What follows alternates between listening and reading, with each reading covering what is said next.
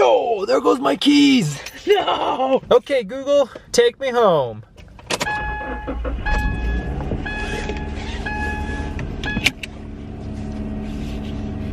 And here we go.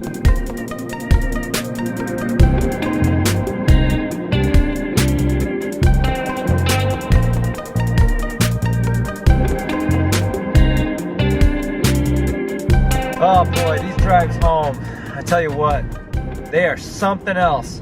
Part of the reason I started doing this channel in the first place was because I have such a long drive home. It's actually about an hour each way. I used to live a lot closer, but then we bought a home that was a lot farther away, obviously. After a few months of doing this, I tried to take my bike to work. Didn't work so hot. Well, it did. But I carry a lot of stuff with me because I have a work laptop, and then I got my exercise stuff because I like to exercise and things like that. But it was just a lot of stuff to carry around, especially when you're taking public transportation. So finally, before Christmas, I busted my back tire. I was still like 4 miles out from work, and I was like, oh my gosh. And I had all my stuff with me as well, mind you that. And then I said to myself, I'm gonna drive. I need to drive. I mean, my legs were ripped. They were like, wow. It was pretty sweet. Had you been able to see it, you'd have been like, dang, look at those legs.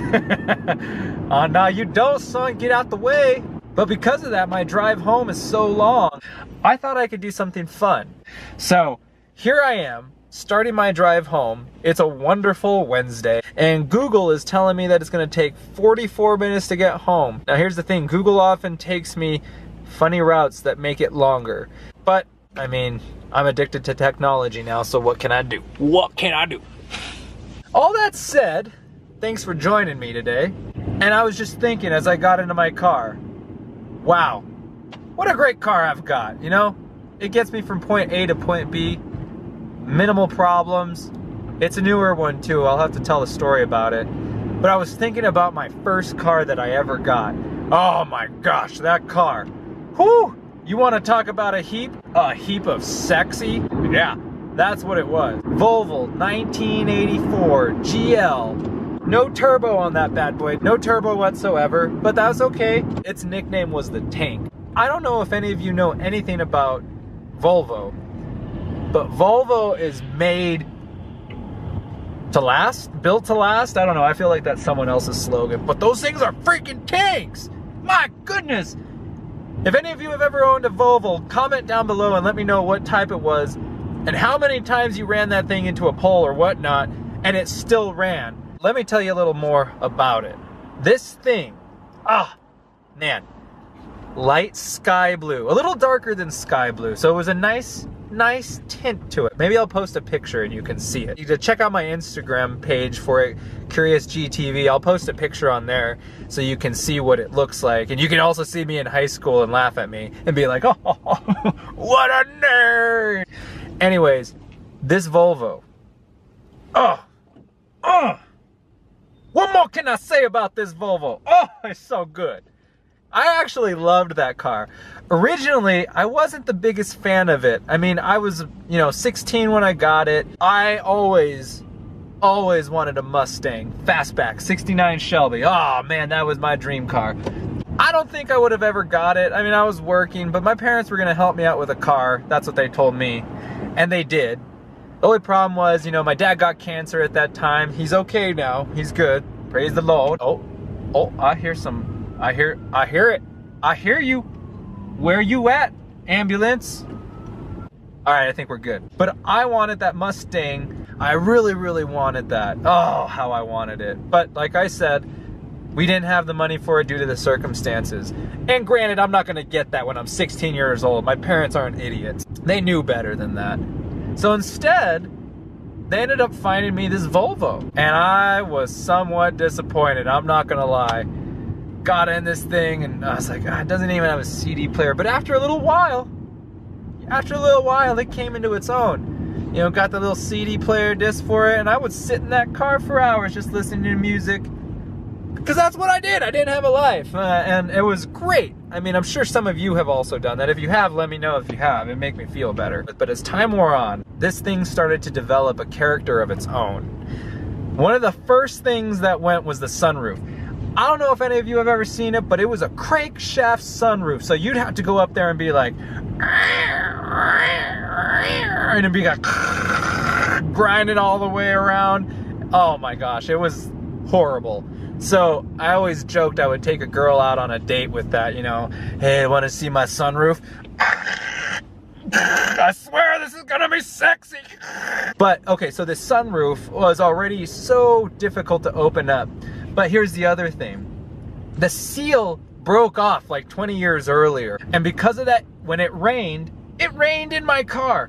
And when it snowed in my car. And when it was dusty and dust is kicking out here, there, and everywhere, it dusted in my car. I mean, I remember coming in after snowstorms and stuff like that and finding freaking snow on my dashboard. I built a little snowman once with it and I was like, yeah. But that was part of the problem. You go driving and it's raining, don't hit those brakes too hard. You know why? Because all that water that's sitting up there comes splashing forward down into your lap. Your lap! So don't hit the brakes too hard. Now the next part about it. The muffler. The muffler did not stay on my car.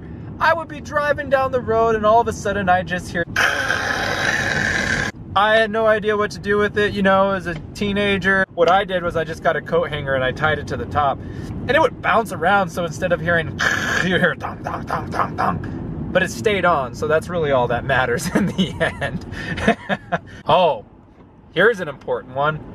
The speedometer and odometer didn't work after some time. Yeah, imagine that. You're driving down the road, it's like la-da-da-da-da-da-do, and you don't know how fast you're going.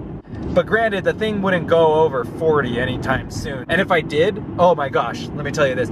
You know when you start and you're in an older car, and then all of a sudden you start hitting 50, 51, 52, 53, 54, 55, 56, 57, 58, 59, 60, you start climbing, and then all of a sudden your wheel starts going, it feels like the wheels are just gonna pop off, and you're gonna skid to your death. Oh, Denver, you're so beautiful right now. You're so beautiful. Look at you with that sunshiny ray on your face. I digress. So we've already talked about sunroof not functioning. You got the muffler that doesn't want to stay on, or just jingle jangles around like Mr. Bojangles. Mr. Bojangles. You got my speedometer and odometer that don't work, right? Now here's the other part. Then I get to the piece de resistance of my first car. You could be driving nice and steady. It's all good. Then you gotta make a turn. Oh my gosh, it's so bright. Woo! What do you do? Well, normal people would grab their wheel, put on their blinky, click, click, click, click, click, click. Check your side, check your mirrors, make sure you're not hitting anybody, and then you turn. You do that because you're a normal human being. But my car, no. My car had a special gift for me. Power steering would just go off randomly. And power steering would be most happy to go off when I was in the process of making a turn. The amount of force that you had to put into that wheel in order to make that happen. Da da da da.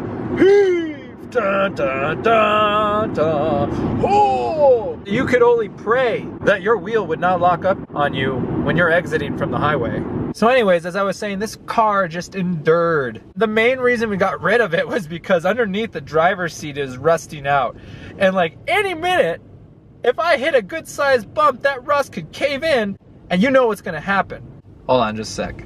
I'm gonna have to get over. Yes, I am. Yes, I am. I'm gonna have to get over. Are you gonna let me over? I really hope so. No. Bad Jeep. Thank you, Jeep.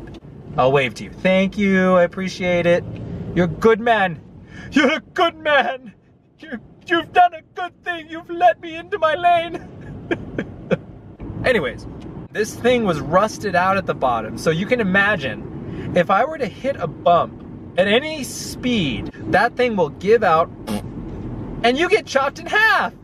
Yay! I've always wanted to be chopped in half, mommy. So finally, got rid of that car. I ended up moving away, so it didn't even matter in the end. But it was great. So tell me about your first car and your experience. Was it anything like mine? Were girls afraid to get in it?